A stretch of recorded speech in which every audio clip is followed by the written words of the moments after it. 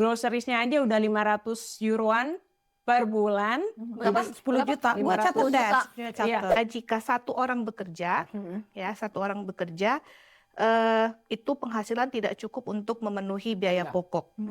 Sehingga rumah tangga di Belgia umumnya membutuhkan 2 penghasilan agar bisa hidup stabil dan masih menabung. Oke, gue udah ambil HP lagi untuk list karena panjang juga. Ini untuk tips-tips budgeting di Belgia ya. Jadi pendapatan lu itu harus lebih besar dari pengeluaran lu.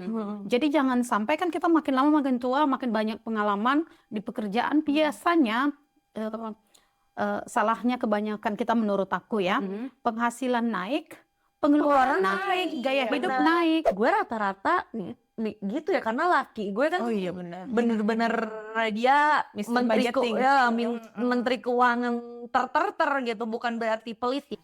Halo puan-puan semuanya yang ada di Indonesia atau yang sama seperti kita yang juga sedang merantau.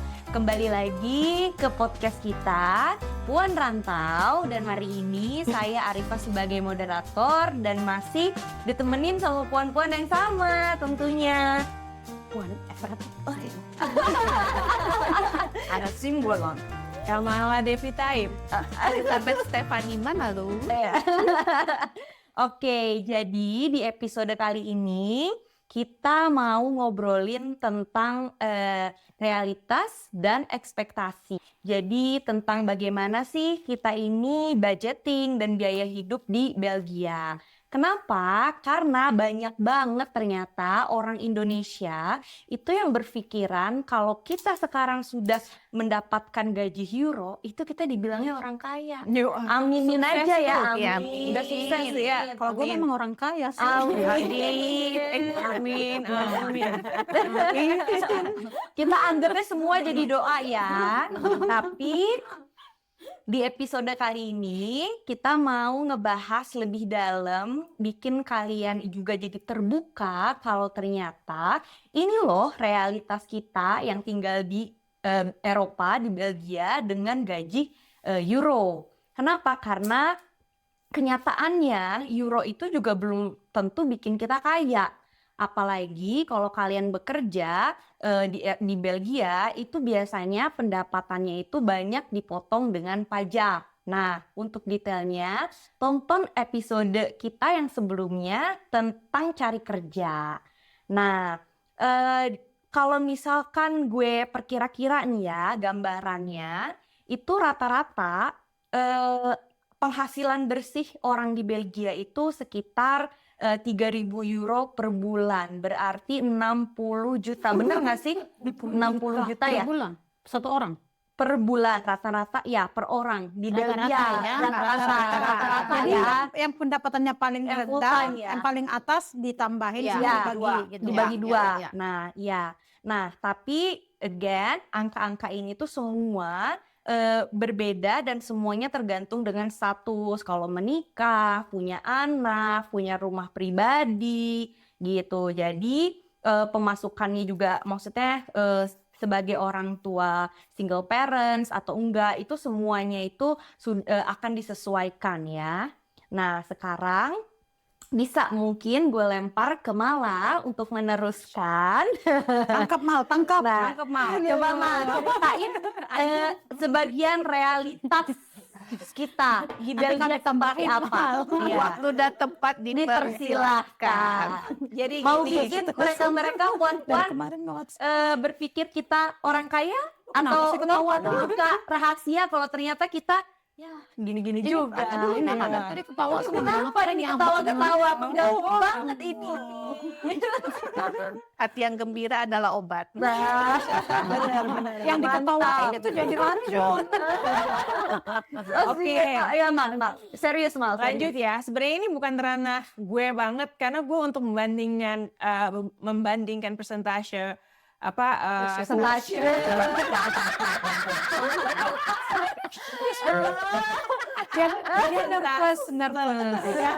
persentase keuangan, maksudnya penghasilan keuangan gitu gue nggak bisa. Jadi kira-kira aja ini disclaimer perkiraan aja ya. Kalau emang ada komentar yang lain silakan dicek sendiri. Nanti puan-puan menambah. Iya. Bisa dikomenin dah pokoknya ya. Jadi kalau misalnya gue mikir dulu gaji euro tuh gede banget kan. Gue pikir cukup-cukup aja nih gue sama Yerun gitu ya. Ternyata Papa Yerun pengennya ina itu. Ya udah buat bayar rumah sekarang misalnya 1.300 euro itu udah 25 juta per bulan, ya kan? Nah, terus pajak juga lumayan mahal. Plus groceries-nya aja udah 500 euroan per bulan. Berapa? 10 juta. Gua catat deh. Catat. Coba, 26 juta buat hipotek rumah, 10 juta buat grocery bulanan. Ya. Terus penghasilan rata-rata keluarga bekerja di Belgia tadi 3.000. Udah 3.000 60 juta ya. rata-rata ya. Rata-rata. Ya. Itu sampai 6.000 juta rata 4.000 Gimana? Range. Oh, range ya. Oke. ya 3.000 sampai 6.000 lah. Iya, Iya kan? euro dong. Euro. Juta. Oh, Ya. Berarti 60 juta sampai 120 juta. Ya. Nah, ini rata-rata dari semua penghasilan mulai yang paling rendah sampai yang paling tinggi lalu dibagi jumlah orang ya. Jadi bukan semua orang dapatnya segitu. Iya. Oke. Nah, kalau yang kita bahas di episode sebelumnya, kita ngebahas gaji minimum di sini bruto 2.100. Ya kan? Jadi itu 40 jutaan. Kalau misalnya ada suami istri gitu ya, dia punya anak 1, terus total gaji bersih, ini gaji minimumnya mereka ya, total gaji bersih yang mereka dapetin itu 3.200 atau 3.000 atau 62 juta per bulan sampai 3.400 atau 66 juta per bulan, ya ditambah sama tunjangan anak 170 euro atau 3 jutaan ya. Jadi total pemasukan keluarga per keluarga ya bisa mendekati 772 juta per bulan ya, tergantung detail pajak sama tunjangan di setiap regio. Itu belum lagi kalau satu pasangan kayak gue kan paruh waktu. Jadi penghasilannya pasti lebih sedikit gitu. Itu mesti diatur lagi budgetnya gimana gitu ya. Kalau misalkan buat gue pribadi, misalnya nih Yerun gajinya 3.000 euro bersih, gue 1.500. 1.500, jadi ada 4.500 per bulan. 90 juta. Ya, 90 juta. Terus gue bayar rumah 1.300. 26 juta. Ya, udah. Udah. Dikurang groceries-nya tadi 10 juta. 36 Terus bayar listrik 100-an. 20 juta. Juta. 100-an. 2 juta. 2 juta. euro Ya, maksud gue. ya. Terus habis itu bayar Gas, gas. Itu banyak banget ya. air, Gas, air itu berapa sih? 60 sampai 100 ya? Ya 100 lah, 100 hitunglah 100, 2 juta. Oke. Sampah, Sampah kan gas Itu tiap kan yang bulan. kecil-kecil. enggak, yang kecil-kecil lah ya. Oke. Pokoknya tunggu itu. Oh ya, kamar mandi gue 500 euro berapa tuh? 10 juta. kredit Kredit kamar mandi, Pembangunan utang renovasi. utang renovasi. Jadi berapa tuh? Totalnya 30, 40, 50 juta. 50 juta. Gaji gue sama 90 juta. Masih ada banyak ya. Kan itu basic. Ayo, basic. basic. Belum anak, Anak, opa. asuransi kesehatan. Itu sisanya 40 juta, ya itu buat bayar misalnya pensiun kita kan juga bayar per bulan. Iya. Buat nabung pensiun. Asuransi. Benar. Terus apa sih namanya eksekusi anak, terus apalagi sih biaya yang tak terduga lainnya. Kadang kita nggak ngerti, misalnya handphonenya Yerun jatuh pas lagi liburan, ya dia pingin handphone yang sama gitu kan, harganya 15 juta gitu ya. Ya udah, ya gimana lagi, mau nggak mau kan, ya udah beli. Jadi emang pada hakikatnya,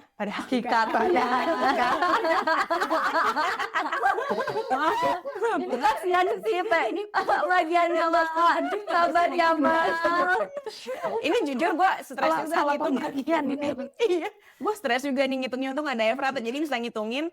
Jadi pada hakikatnya, dimanapun lo berada, Indonesia, di luar negeri, Belgia, emang harus direncanakan matang-matang, diskusiin sama pasangan juga, gimana caranya biar kita bisa menghemat, ya, rincian penghasilan, terus pajak, bla bla bla, dan kita bisa nikmatin hidup juga gitu loh. Kalau enggak ya, kalau lu cuman kebawa untuk beli barang-barang yang branded, aduh nggak bakal bisa. Utang lu yang ada gitu. Udah itu aja deh. Dia udah nggak sanggup lagi memperjelaskan ya guys. Memang ini topiknya lumayan, sebenarnya bukan berat, cuman kan ini perhitungan ya. Dan setiap orang, setiap keluarga, kita semua memiliki prioritas finansialnya berbeda-beda. Jadi dan juga kan pemasukan nggak bisa disamaratakan ya. Makanya di sini sebenarnya tujuannya hanya ingin kalian itu maksudnya mengerti kalau tinggal di Eropa, bekerja di Eropa dengan gaji euro itu bukan bertanda kalau mereka itu orang kaya. Nah, mungkin Kecuali Evata. ya kecuali Evata. Amin. Amin. They said fake it until you make it. Mungkin sekarang Fani mau menambahkan, Fani boleh. Tempat dan waktu dipersilahkan. Terima kasih Puan Arifah. Tadi Puan Mala udah menjelaskan, jadi gue mempertajam.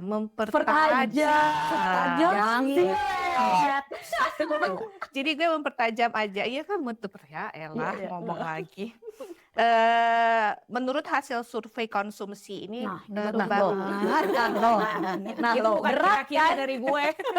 Berat.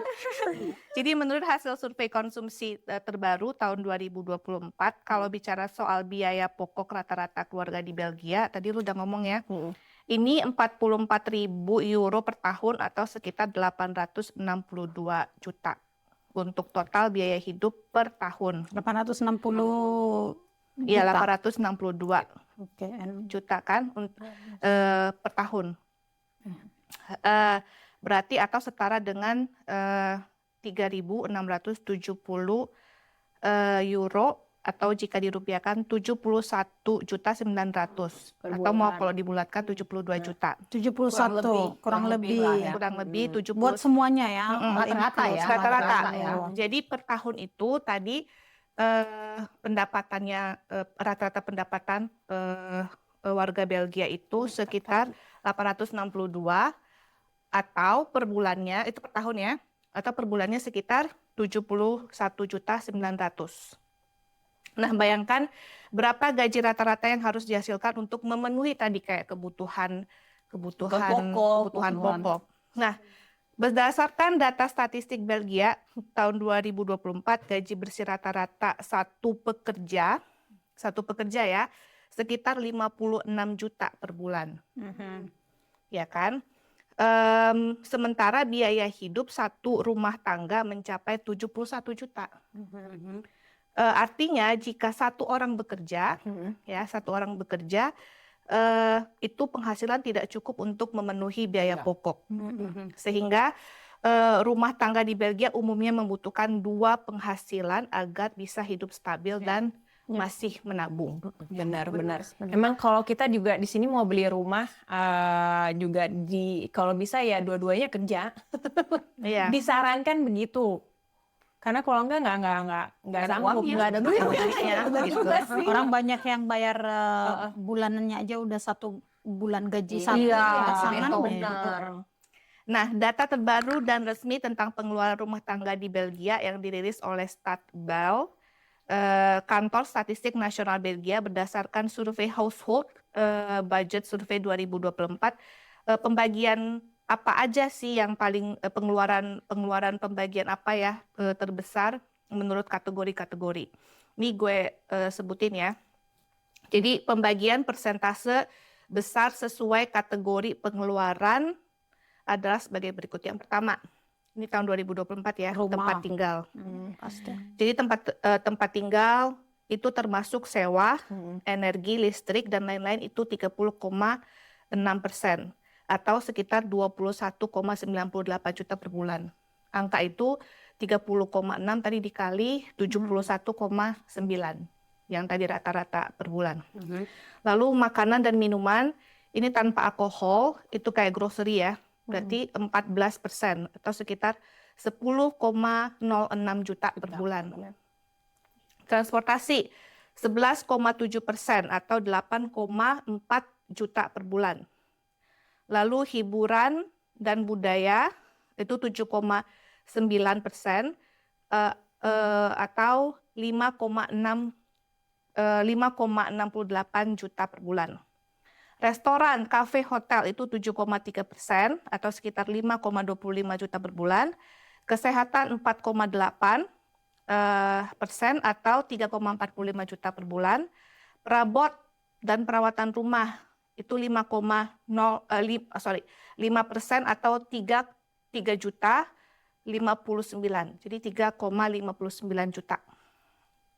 Pakaian dan alas kaki 3,7% atau sekitar 2,66 juta per bulan. Jadi itu tadi persentasenya. Jadi yang tadi rata-rata 71,2 itu kita kurang dari persentase yang gue sebutin tadi. Dan ada lagi nih, lain-lain. Gue pas baca data ini, gue ngeliat lain-lain kenapa lebih besar dari pakaian dan alas kaki. Nanti gue jelasin.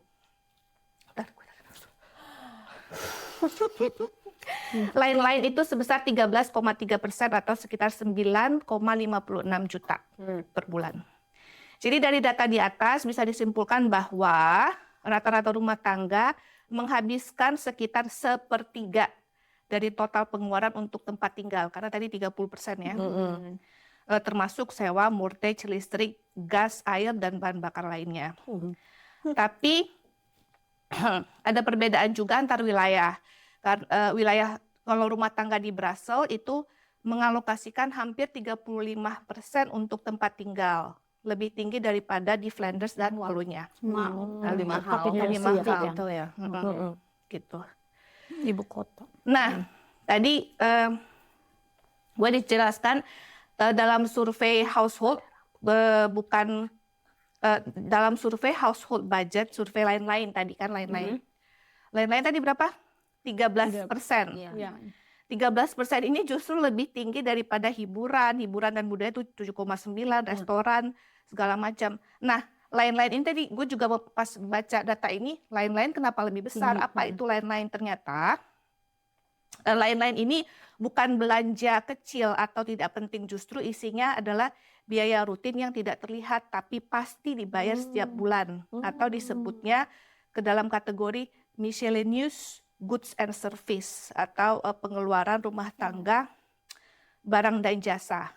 Jadi dalam survei pengeluaran rumah tangga terdapat kategori tadi yang lain-lain ini masuk ke kategori barang dan jasa lainnya yang mencakup biaya asuransi.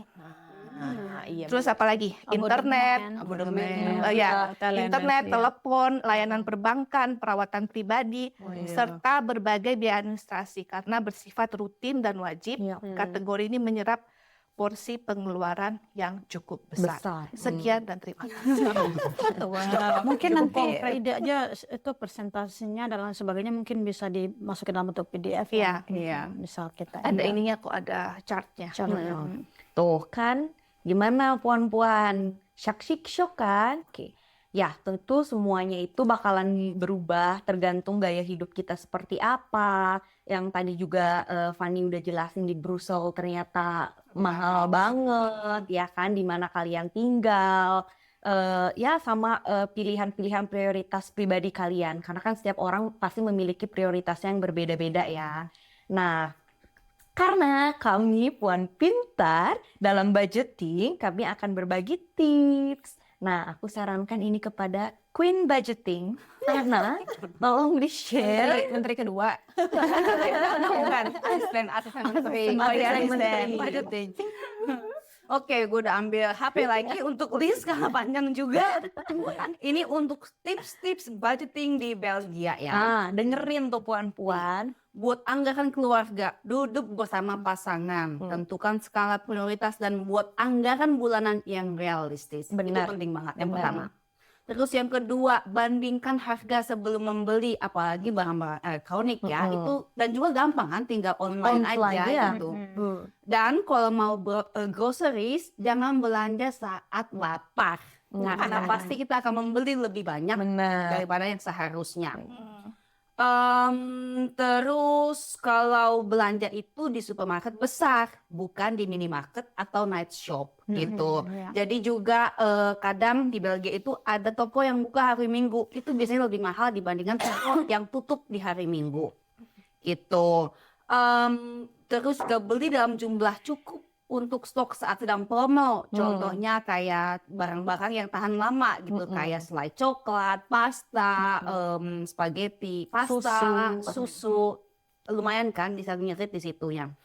Lalu kalau di Belgia sendiri jangan beli produk yang A merk gitu loh, A brand. Jadi yang supermarket mereknya ya. Hesmark. Hesmarknya aduh apa itu? Udah fokus, lanjut ke HP. Nah, Bukan kembali ke laptop. nggak ada kan, nggak ada laptopnya. Biasanya lebih murah kalau beli yang belanja dari supermarket, merek supermarket gitu kayak cooking. Contohnya ya kayak cooking cream buat gue itu sama aja yang A-merk sama yang house merk gitu. Nggak ada begitu, buat gue sih nggak begitu prioritas. Tapi kadang-kadang contohnya coklat, gue memang lebih memilih yang bermerek karena menurut gue berbeda gitu. Itu mungkin bisa di skala prioritasin juga yang mana yang mau beli A-merk atau beli yang house merk. Terus untuk musim sale kayak winter atau summer sale dan atau juga Black Friday deals gitu. Jadi beli barang itu saat-saat ketika sale gitu. Jangan lagi yang biasa terus karena kan bedanya jauh ya, lumayan jauh ya. Gitu. Dan bisa juga beli di pasar loak atau second hand atau free cycle. Contohnya kalau buat mainan anak itu kadang juga ada second hand shop yang masih komplit, yang masih bagus, bahkan kadang juga belum pernah dipakai bener tuh sebelumnya, sedangkan harga jauh lebih murah. Dan juga ya kalau mau beli elektronik atau mau beli barang-barang kadang juga bisa cek kalau di Belgia cek thehans.be atau Facebook Marketplace. Buat barang-barang anak itu banyak sih di sana yang masih bagus. Terus juga kurangi langganan tak terpakai gitu. Contohnya lu punya Netflix, punya Disney Plus, punya Prime Video, punya ini. Sekarang pertanyaannya dia nonton semuanya atau enggak? Terus contohnya juga kadang kayak Spotify itu kan ada yang sendiri kan, lu kalau di Belgia sendiri itu bayar 200.000 per bulan. Sedangkan kadang bisa share jadi 2 sama 3 orang untuk bayar 200.000 per bulan itu. Jadi nggak bayar full price lah. Gua sama Rifa. Iya. Berapa Kita kalian share. bayar per bulan? Iya. Berapa tuh, Pak? 9 euro ya per orang. Per orang. 7,8 ya. 150 per orang. Orang. Iya. Oh, sekarang udah naik ya? Sebenarnya lebih naik, tapi nggak apa-apa, gue nggak ngasih tahu lu. Makasih ya. Kalau gue dong lebih pintar lagi. Gimana? Abonemennya dari negara yang lebih murah. Ah iya bisa juga. Boleh bisa dipakai di mana-mana di Bulgaria. Episode berikutnya mungkin. Tips. Terus juga kalau contohnya nih ya provider HP, internet gitu, coba bandingkan, jangan kemakan iklan atau kadang kan kita gampang kayak kalau di Indonesia kan Telkomsel itu kan yang paling mahal ya. Ya bisa mungkin AM3 atau apa karena kualitas kadang sama aja gitu. Kalau di Belgia ya gitu. Terus khusus untuk puan rantau yang ada di Belgia itu daftar Groups Aankoop untuk gas dan listrik.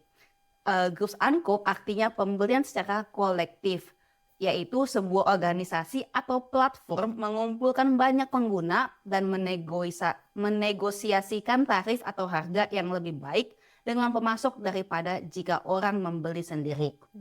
Jadi kalau kamu daftar di Groups Aankoop itu juga nggak wajib harus ikutan gitu. Nanti endingnya dia akan kasih rincian pembayaran kalian sekian. Itu biasanya lebih murah dibandingkan kita langsung ke provider.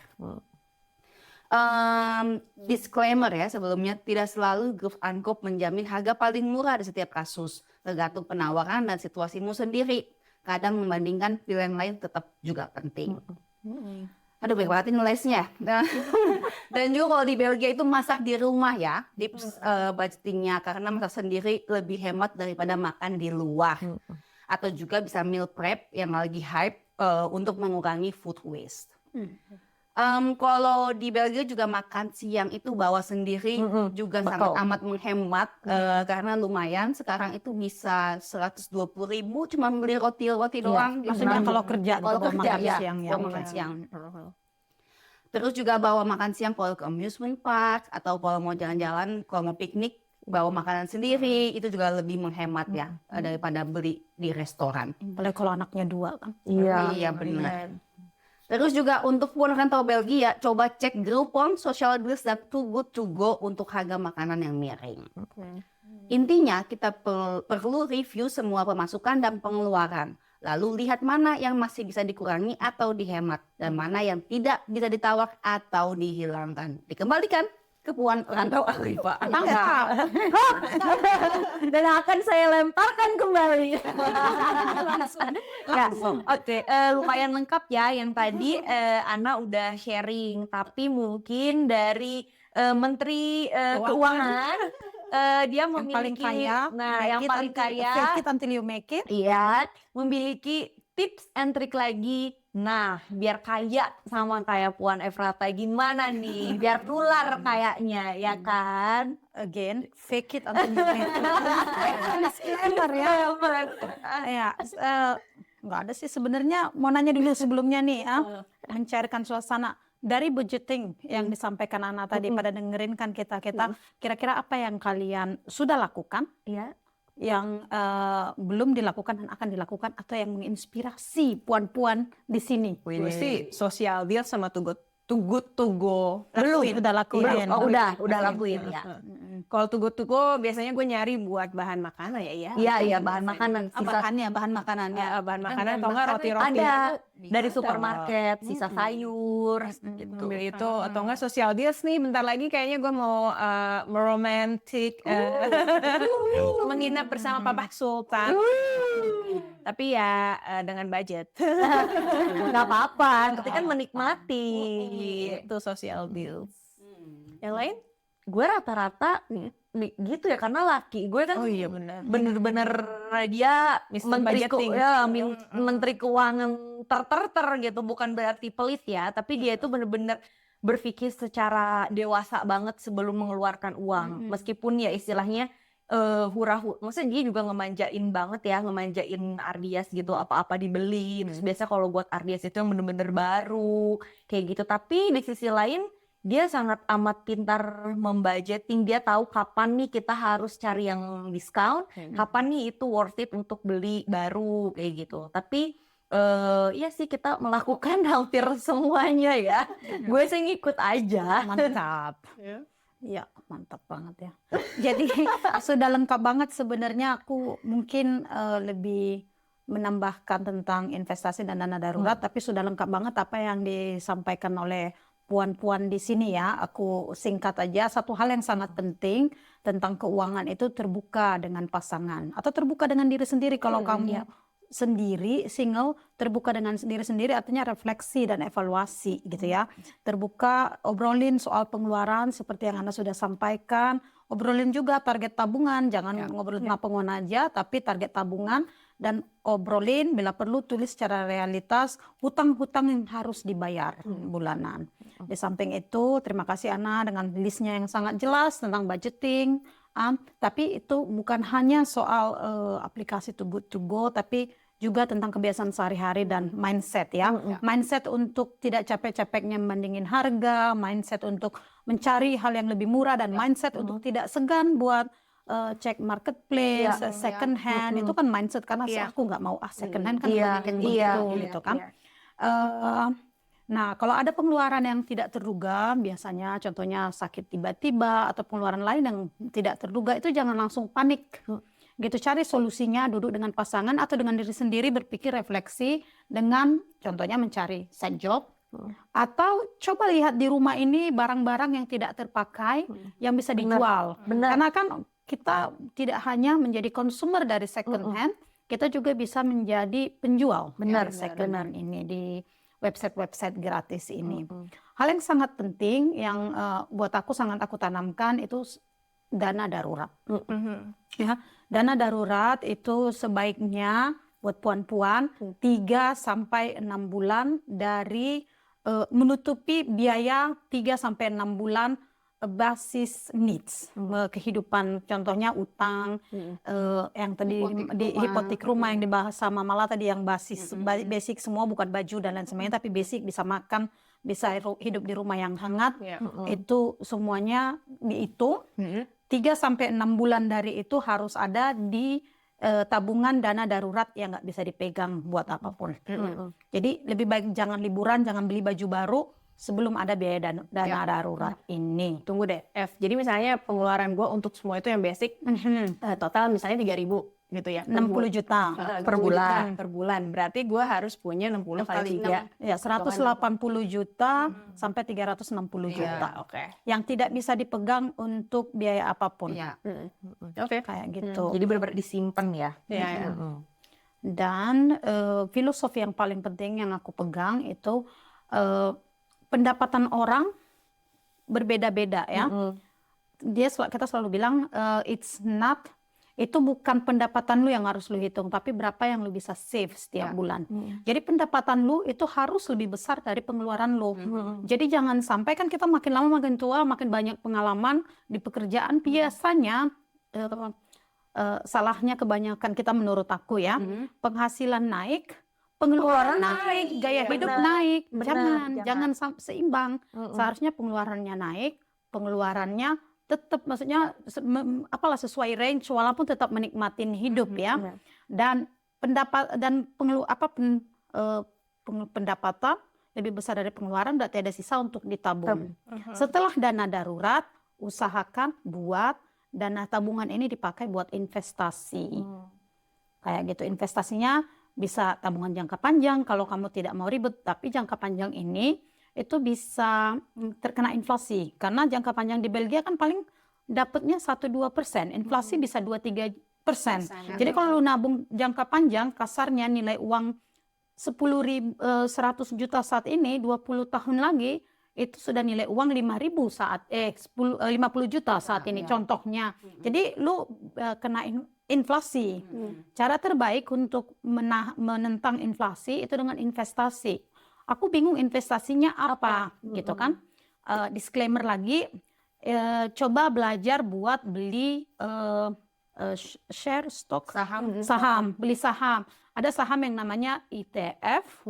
ETF itu saham yang mengikuti secara pasif, index funds namanya, saham yang mengikuti secara pasif nilai-nilai saham individual, tergantung ETF-nya apa. Kalau ETF SP 500 itu mengikuti 500 perusahaan, kumpulan 500 perusahaan di Amerika. Jadi kalau 500 perusahaan ini rata-rata naik turun, biasanya dia akan naik. Nah, ETF ini kalau lu lihat dari masa sebelum perang pertama dan perang dunia kedua, itu rata-rata naiknya 5-7% kalau nggak salah.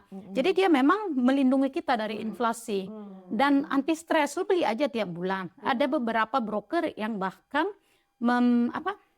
mengizinkan lu membeli sedikit-sedikit gitu loh, nggak harus beli satu saham gitu. Jadi contohnya lu merencanakan, gue mikir gue nggak ada tabungan nih ya, merencanakan beli gelas ini, contohnya beli gelas ini gue udah menyisakan uang 10 juta, contohnya lah ya, membeli sesuatu 10 juta, ternyata gelas ini 5 juta, berarti kan ada 5 juta lagi. Nah 5 juta ini yang kecil-kecil ini coba dijadiin kebiasaan untuk berinvestasi. Nggak harus beli saham individual, karena resikonya gede dan harus belajar. Nah dengan begini kamu tidak hanya menjamin gaya hidupmu saat ini, kan ketika pensiun kan kita nggak punya penghasilan dan lain sebagainya. Jadi ini akan menjamin gaya hidupmu saat ini tetap bisa kamu jalani dan lakukan di hari tua kamu. Begitu. Wow, banyak sekali ya insight-nya. Buat gue pribadi sih iya ya. Karena gue kalau udah masalah keuangan bukan berarti loss ya. Cuman gue kayak yang ya udah gitu, gue ada budget gue per bulan, tapi gue nggak yang kayak fokus tadi Efrata bilang investasi dan lain, gue lebih itu diserahkan ke suami gue sih. Tapi mungkin insight dari Efrata yang akan gue lakukan gue akan belajarin tentang investasi yang tadi kamu sebutin, dan mungkin ya itu dia benefitnya bisa dengan nominal yang gak terlalu besar ya. Kita memulai investasi yang nanti akan berbunga dan membantu kehidupan kita di masa tua. Ayo, di sini siapa yang sudah berinvest? Kalau gue sih ya nggak tahu sih suami gue.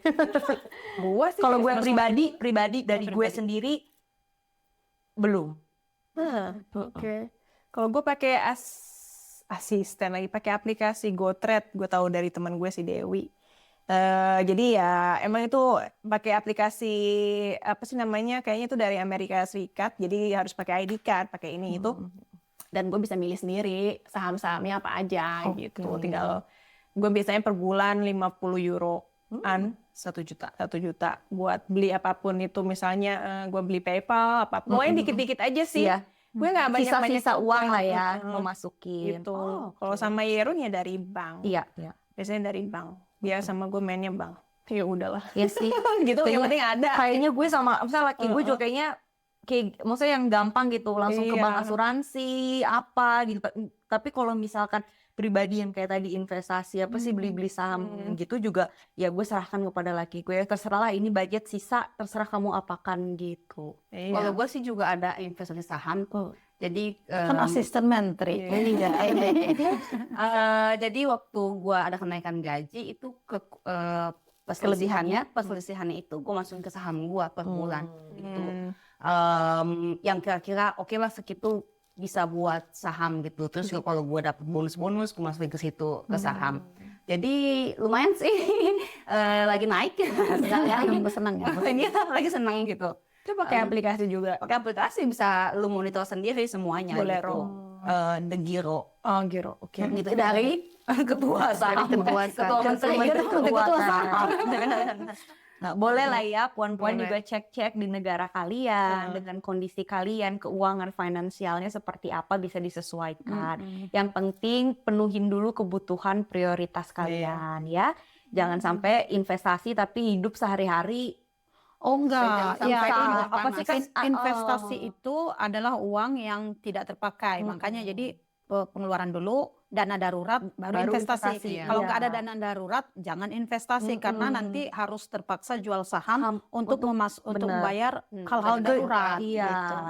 gitu. Jadi yang kalau memungkinkan, prioritaskan dulu ya.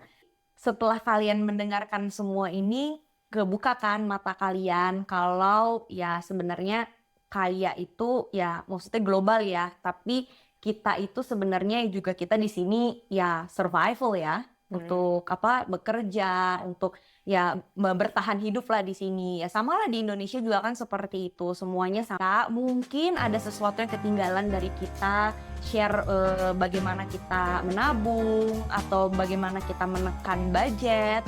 Nah, kalau misalkan kalian punya ide yang belum kita ceritain atau share, kalian juga boleh share di kolom komentar YouTube kita dan share bagaimana sih ya mungkin kita juga bisa belajar dari kalian gitu.